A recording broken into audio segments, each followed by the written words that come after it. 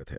हमारे सामने जो दस्तावेज हैं वे हमें भारत के संविधान के बनने की कहानी बताते हैं। और ये सिर्फ एक किताब या नियमों की सूची बनाने की कहानी नहीं है। नहीं, बिल्कुल नहीं। ये इस बारे में है कि कैसे एक विशाल और कह सकते हैं बिखरा हुआ देश पहली बार खुद के लिए एक पहचान कर रहा था, एक आवाज में बोलने की कोशिश कर रहा था। हाँ, आज हमारा मकसद इसी मुश्किल और शानदार सफर के कुछ सबसे दिलचस्प पहलुओं को समझना है। बिल्कुल सही कहा।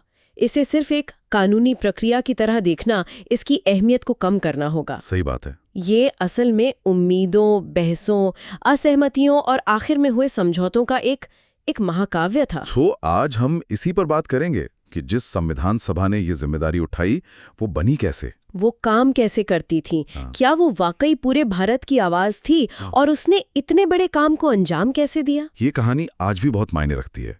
तो चलिए इस कहानी की जड़ तक चलते हैं। ये ख्याल सबसे पहले आया कहाँ से कि भारत के लोग अपना संविधान खुद लिखेंगे? किसी ने तो पहली बार ये कहा होगा। हाँ, ये विचार पहले बार 1934 में एमएन रॉय ने रखा था। एमएन रॉय, जो उस समय के एक बड़े वामपंथी विचारक थे। बिल्कुल।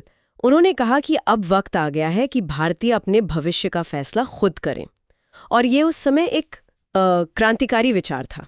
और इस विचार को एक राजनीतिक आंदोलन बनने में ज्यादा देर नहीं लगी होगी। नहीं, बिल्कुल नहीं। ठीक अगले साल 1935 में इंडियन नेशनल कांग्रेस ने इसे अपनी आधिकारिक मांग बना लिया। लेकिन यहाँ पर जो सबसे अहम मोड़ आया वो था 1938 में। हाँ, जब जवाहरलाल नेहरू ने इस मांग को एक नई शक्ल दी। उन्होंने साफ साफ कहा कि आजाद भारत का संविधान बनाने वाली सभा बाहरी दखल से पूरी तरह आजाद होगी और उसे भारत के सभी वयस्क नागरिक अपने वोट से चुनेंगे। बिल्कुल। मतलब हम अपने नियम खुद बनाएंगे, आपकी जरूरत नहीं है। पर अंग्रेज सरकार इतनी आसानी से मानने वाली तो नहीं थी। बिल्कुल नहीं। उन्होंने इस मांग को कई सालों तक टाला। पहले 1940 में अगस्त प्रस्ताव आया जिसमें गोलमोल तरीके से इसे माना। फिर 1942 में सर स्टैफर्ड क्रिप्स एक प्रस्ताव लेकर आए। हाँ, उन्होंने कहा कि दूसरे विश्व युद्ध के बाद भारत अपना संविधान बना सकता है। लेकिन क्रिप्स मिशन भी तो फेल हो गया था। मुस्लिम लीग ने उसे मानने से इनकार कर दिया था ना। हाँ, और यही उस वक्त की सबसे बड़ी राजनीतिक गुत्थी थी। क्रिप्स प्रस्ताव में एक ही संविधान सभा की बात थी, लेकिन मुस्लिम लीग की मांग थी कि भारत को 2 हिस्सों में बांटा जाए और दोनों के लिए अलग अलग संविधान सभाएं बने। बिल्कुल। इस वजह से बात नहीं बनी। आखिर में 1946 में कैबिनेट मिशन प्लान आया।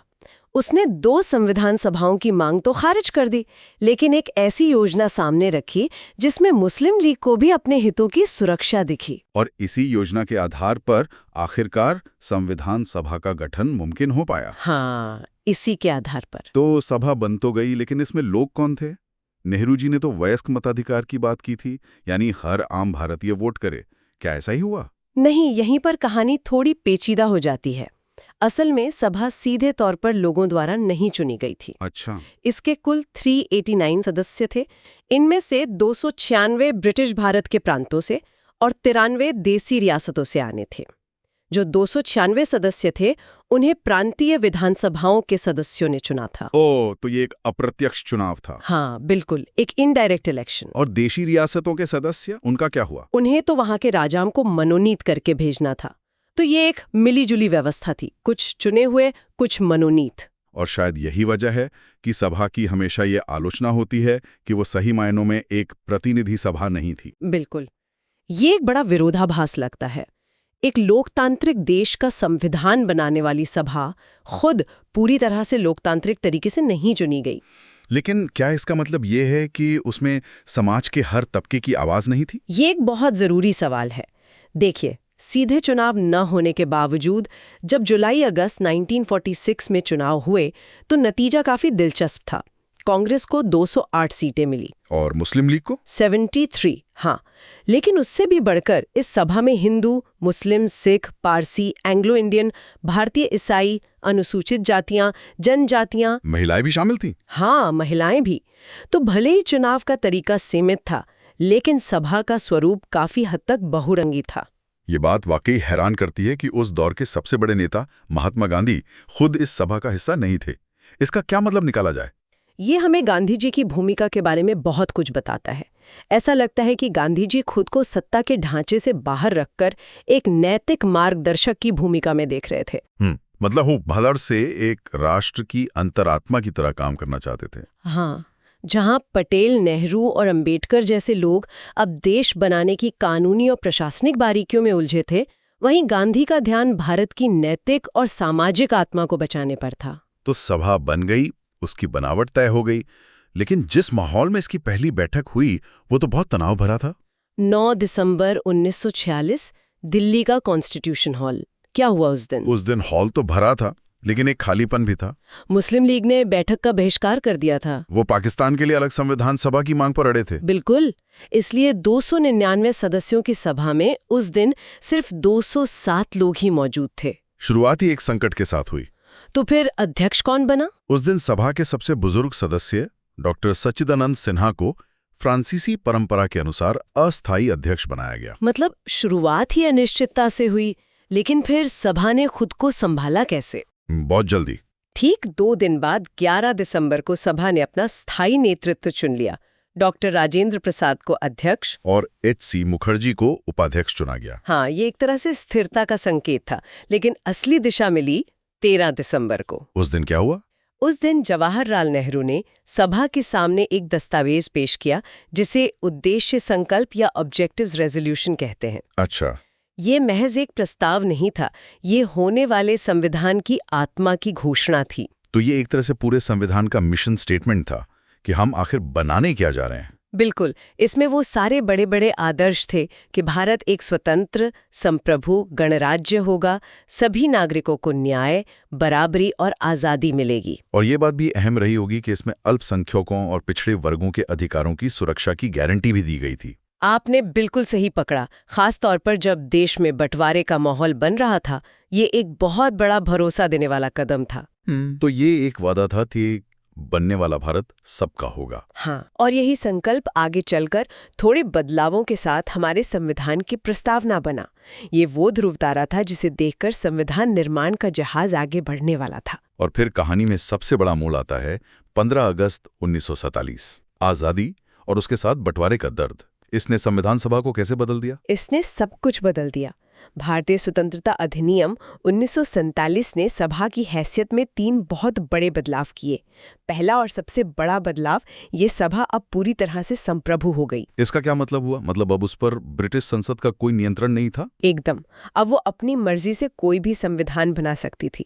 ब्रिटिश सरकार द्वारा बनाए गए किसी भी कानून को बदल सकती थी या खत्म कर सकती थी। अब वो सही मायनों में आजाद थी। बिल्कुल। दूसरा बड़ा बदलाव ये था कि सभा को दोहरी जिम्मेदारी मिल गई। दोहरी जिम्मेदारी? वो कैसे? हाँ, एक तरफ तो उसे देश के लिए संविधान बनाना था, जो उसका मुख्य काम था, और दूसरी तरफ? दूसरी तरफ उसे देश के लिए आम कानून भी बनाने थे, क्योंकि उस वक्त कोई संसद तो थी नहीं। तो ये सभा भारत की पहली संसद भी बन गई। ये तो बड़ी दिलचस्प बात है। हाँ, और जब ये सभा संविधान बनाने के लिए बैठती तो अध्यक्षता डॉक्टर राजेंद्र प्रसाद करते, और जब ये कानून बनाने के लिए विधायिका के तौर पर बैठती तो जीवी मावलंकर अध्यक्षता करते। और तीसरा बदलाव तो जाहिर है बंटवारे से जुड़ा होगा। हाँ, बंटवारे के बाद जो इलाके पाकिस्तान में चले गए, वहाँ के सदस्य भारतीय संविधान सभा से अलग हो गए। इससे सभा में सदस्यों की कुल संख्या 389 से घटकर 299 रह गई। तो सभा का आकार छोटा हो गया, लेकिन उसकी चुनौती और भी बड़ी हो गई थी। बहुत बड़ी। इतने बड़े देश का संविधान बनाना, जहाँ हर कुछ किलोमीटर पर भाषा और संस्कृति बदल जाती है, ये कोई छोटा काम नहीं था। इस काम को करने का तरीका क्या था? नहीं, ये एक साथ बैठकर मुमकिन ही नहीं था। काम को असरदार तरीके से करने के लिए समितियों का रास्ता अपनाया गया। कमेटियां बनाई गई? हाँ, कुल मिलाकर 8 बड़ी समितियां और कई छोटी समितियां बनाई गईं। हर समिति को एक खास जिम्मा दिया गया। जैसे संघ की शक्तियों के बारे में सोचने के लिए संघ शक्ति समिति थी, जिसके अध्यक्ष नेहरू थे। और प्रांतों के संविधान के लिए प्रांतीय संविधान समिति, जिसके अध्यक्ष सरदार पटेल थे। बिल्कुल। तो पहले ये समितियां अपना होमवर्क करती थीं, अपनी सिफारिशें देती थीं, और फिर उन पर पूरी सभा में बहस होती थी। ये एक बहुत ही व्यवस्थित तरीका था। हाँ, इन सभी समितियों की रिपोर्ट के आधार पर ही संविधान का पहला खाका तैयार होना था। तो फिर इन सब समितियों के काम को जोड़कर एक कानूनी दस्तावेज की शक्ल देने का काम किसका था? मुझे लगता है यहीं पर प्रारूप समिति यानी ड्राफ्टिंग कमेटी की भूमिका आती है। सही पकड़ा आपने। ये सबसे महत्वपूर्ण समितियों में से एक थी। 29 अगस्त 1947 को इसका गठन हुआ और इसकी कमान सौंपी गई डॉक्टर B.R. अम्बेडकर को। और आज हम उन्हें संविधान का जनक कहते हैं, और उसकी सबसे बड़ी वजह यही थी। बिल्कुल। इस कमेटी में और कौन लोग थे? ये सिर्फ डॉक्टर अंबेडकर का ही काम तो नहीं था। नहीं, बिल्कुल नहीं। ये एक टीम वर्क था। इस कमेटी में डॉक्टर अंबेडकर समेत कुल 7 सदस्य थे और सब के सब अपने क्षेत्र के महारथी थे। एन गोपालस्वामी अयंगार, अल्लादी कृष्णा स्वामी अय्यर जैसे कानून के दिग्गज थे। और KM मुंशी का नाम भी आता है? हाँ, और वो एक दिलचस्प नाम है। KM मुंशी न सिर्फ एक बेहतरीन वकील थे, बल्कि एक जाने माने साहित्यकार भी थे। वाह, यानी कानूनी बारीकियों के साथ साथ भाषा और भावना की भी समझ। शायद यही वजह है कि हमारा संविधान सिर्फ एक सूखी कानूनी किताब नहीं, बल्कि एक जीवंत दस्तावेज लगता है। ये एक बहुत अच्छी बात कही आपने। इस समिति ने मतलब अविश्वसनीय काम किया। 6 महीने से भी कम समय में। 6 महीने से भी कम? हाँ, 141 बैठकें करके उन्होंने संविधान का पहला मसौदा तैयार कर दिया और फिर उसे जनता के सामने रखा गया। जनता के सामने मतलब आम लोगों से राय मांगी गई? हाँ, फरवरी 1948 में इसे प्रकाशित किया गया और देश के लोगों, अखबारों और अलग-अलग संस्थाओं को इस पर बहस करने और सुझाव देने के लिए 8 महीने का वक्त दिया गया। ये एक अद्भुत लोकतांत्रिक प्रक्रिया थी। बिल्कुल। हजारों सुझाव आए, आलोचनाएं हुईं। उन सब पर विचार करने के बाद एक दूसरा मसौदा तैयार किया गया। और फिर इस मसौदे को अंतिम रूप दिया गया। मैंने संविधान की 3 रीडिंग्स के बारे में पढ़ा है। ये प्रक्रिया क्या थी? ये एक संसदीय प्रक्रिया है। पहली रीडिंग में मसौदे को सभा में पेश किया जाता है। दूसरी रीडिंग सबसे अहम होती है। इसमें संविधान के हर एक क्लॉज पर, हर एक शब्द पर लाइन बाय लाइन बहस होती है। और ये महीनों तक चली होगी? हाँ, महीनों तक। करीब 7,653 संशोधन पेश किए गए, जिनमें से 2,473 पर तो सभा में बाकायदा बहस हुई। ये तो जबरदस्त मेहनत का काम रहा होगा। और फिर तीसरी और आखिरी रीडिंग? हाँ, 14 नवंबर 1949 को तीसरी रीडिंग शुरू हुई और 26 नवंबर 1949 को डॉक्टर अंबेडकर ने प्रस्ताव पेश किया, the constitution as settled by the assembly be passed, और उस ऐतिहासिक दिन सभा ने इसे पारित कर दिया। उस दिन मौजूद 299 में से 284 सदस्यों ने इस पर हस्ताक्षर किए। यही वो तारीख है जिसे हम आज संविधान दिवस के रूप में मनाते हैं। बिल्कुल। इस पूरे काम में 2 साल, 11 महीने और 18 दिन लगे। कुछ आलोचक कहते हैं कि यह बहुत लंबा समय था।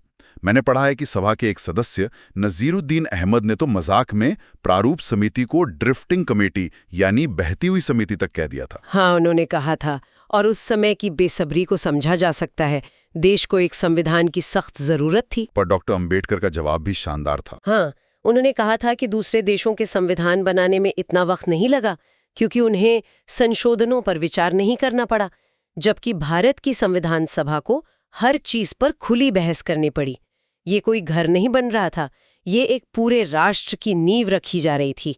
इसमें जल्दबाजी नहीं की जा सकती थी। वाह, समय के अलावा और भी तो आलोचनाएं थीं, जैसे कि ये कांग्रेस की सभा थी या इसमें वकीलों का दबदबा था। हाँ, ग्रैनविल ऑस्टिन ने लिखा था, सभा ही कांग्रेस थी और कांग्रेस ही भारत थी। इसमें कितनी सच्चाई है? ये सच है कि सभा में कांग्रेस का भारी बहुमत था, लेकिन कांग्रेस खुद अपने आप में एक बहुरंगी पार्टी थी जिसमें हर तरह की विचारधारा के लोग थे।